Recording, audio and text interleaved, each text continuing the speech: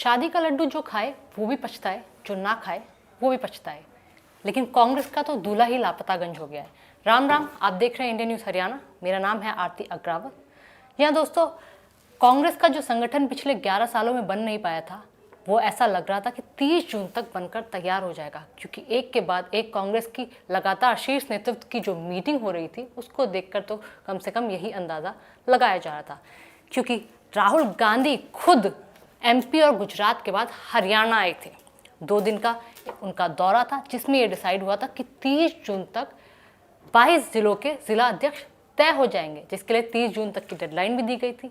लेकिन आज 2 जुलाई हो चुकी है, अब तक भी कांग्रेस के जिला अध्यक्ष तय नहीं हो पाए, ना संगठन बन पाया, जिसको लेकर कांग्रेस पर दूसरी पार्टी वाले हमेशा छींटाकशी कसते रहते हैं। वो काम अभी तक भी पूरा नहीं हो पाया।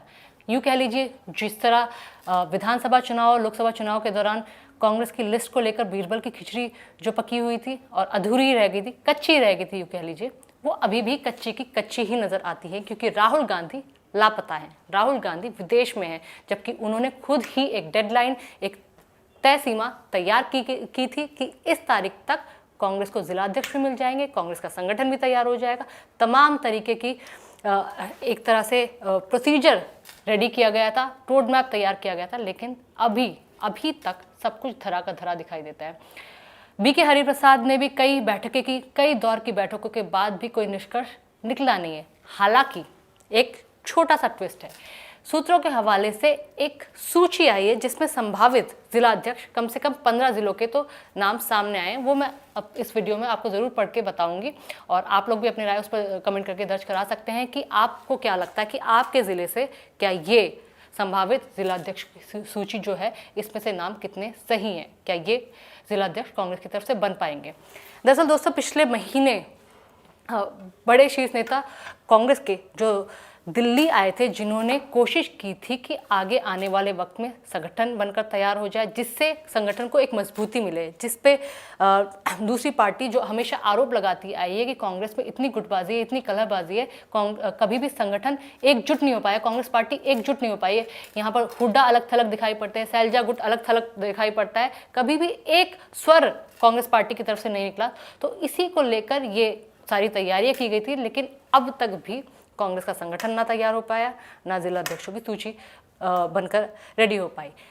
इसके साथ साथ ये तक पॉइंटर्स दे दिए गए थे, अगर कोई भी व्यक्ति जिसने 5 साल कांग्रेस में बिताए, भले ही वो कार्यकर्ता हो, ज़रूरी नहीं है वो कभी कोई चुनाव जीता हो, इसके अलावा वो बीजेपी में नहीं गया हो, ये कुछ पॉइंटर्स हैं जो डिसाइड किए गए थे पार्टी की तरफ से। 35 साल से ज़्यादा उम्र होनी चाहिए, ये सारी चीज़ें कांग्रेस पार्टी की तरफ से बताई गई थी सिलसिलेवार तरीके से। बहुत सारे एप्लीकेशंस भी आए, लेकिन अभी भी कांग्रेस को जिला अध्यक्ष नहीं मिले।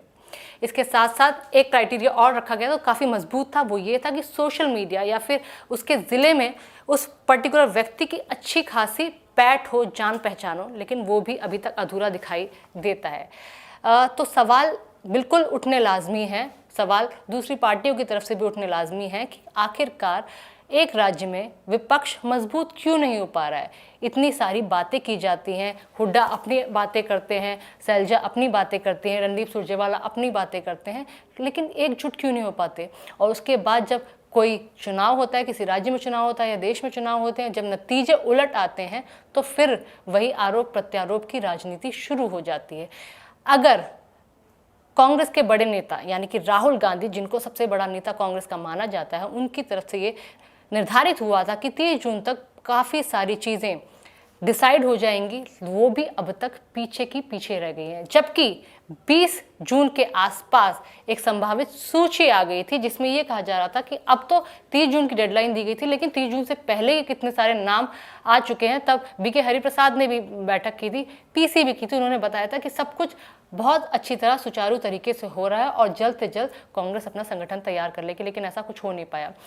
यही नतीजा, यही गुटबाजी, यही कलेबाजी नतीजा है कि कांग्रेस विधानसभा चुनाव में, लोकसभा चुनाव में 50-50 के रेशियो से अच्छे प्रदर्शन करने के बाद विधानसभा चुनाव में कहीं ना कहीं जीतते जीतते रहेगी। एक जो बड़ी वेव, एक जो मजबूती से कांग्रेस और हुड्डा, क्योंकि हुड्डा की हरियाणा में खास तौर पे पैठ बहुत अच्छी है, पकड़ बहुत अच्छी है, बहुत लोगों ने सपोर्ट किया, जो वेव हुड्डा के लिए चलती आ रही थी, वो कहीं ना कहीं वेव चलने के बाद भी पीछे रहेगी।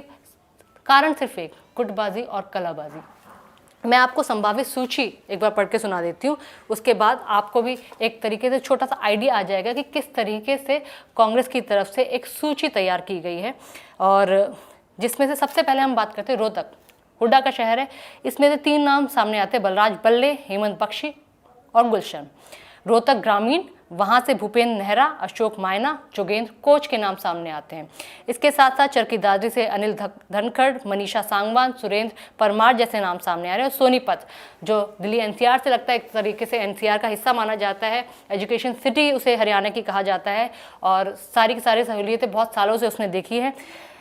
यहाँ से कमल दीवान, अनुज छाबड़ा और कमल हसीजा के नाम सामने आ रहे हैं। वहीं सोनीपत ग्रामीण से जोगेंद्र दहिया, आनंद दहिया, रेखा मलिक जैसे नाम सामने आ रहे हैं। चीन से सुभाष गांगुली, बलजीत रेणु, संदीप पांचाल के नाम सामने आ रहे हैं। ऐसे ही बहुत सारे नाम। फरीदाबाद से सुमित गौड़, पराग शर्मा, योगेश ढींगरा के नाम सामने आ रहे हैं। गुड़गांव से पंकज डावर और प्रदीप चैलदार के नाम सामने आ रहे हैं। और फरीदाबाद ग्रामीण से वरुण तेवतिया का नाम सामने आया है।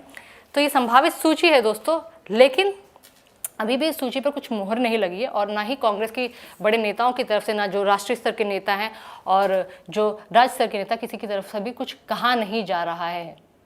ऐसे में आपको क्या लगता है, क्या 11 साल बाद कांग्रेस का संगठन तैयार हो पाएगा? क्या जल्द से जल्द जो 22 जिले हरियाणा में, वहाँ पर जिलाध्यक्ष तय हो पाएंगे? क्या कांग्रेस जो अपना मोटिव आगे आने वाले चुनाव और दूसरे राज्यों में आने वाले चुनाव में को लेकर जो चल रही है वो पूरा हो पाएगा, या फिर जो बड़े नेता हैं यानी कि राहुल गांधी वो लापता गंज ही रहेंगे? नमस्कार।